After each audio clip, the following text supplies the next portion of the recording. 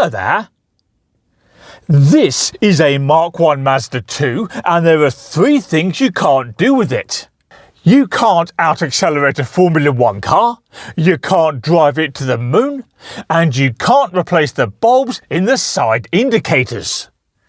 If a bulb blows, you therefore have to replace the entire side indicator, which is an interesting design choice, but don't worry, in this video I'll show you how.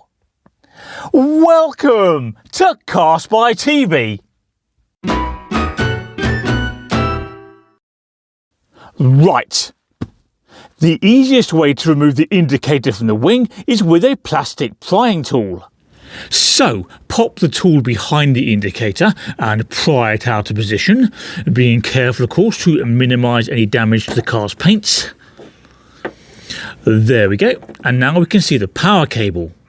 To remove the power cable, press and hold that tab, something like that, and then pull the power cable away from the indicator, and it can be quite stiff, as this one is, but nonetheless we have succeeded. And now be careful not to let the power cable fall through the hole in the wing, because if it does, it will be a pain to retrieve. Now the indicator's been removed, we can see why it has to be replaced. Specifically, it doesn't open up in any way to give us access to the bulb, and that's a stark contrast to this Vauxhall Corsa, my Ford Mondeo, that Nissan Micra, and countless other cars. Anyway, you could buy a replacement indicator brand new on eBay for about £12, and fitting it is simply the reverse of what I've already shown you. So, connect the power cable, and this only goes on one way, so you can't go wrong. There we are, and now slide the indicator back into the wing.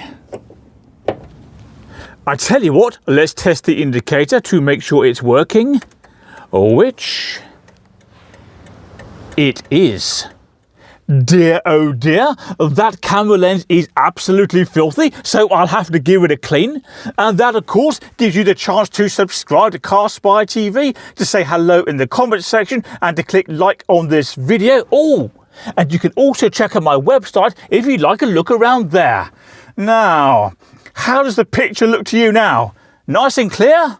Yes? Fantastic.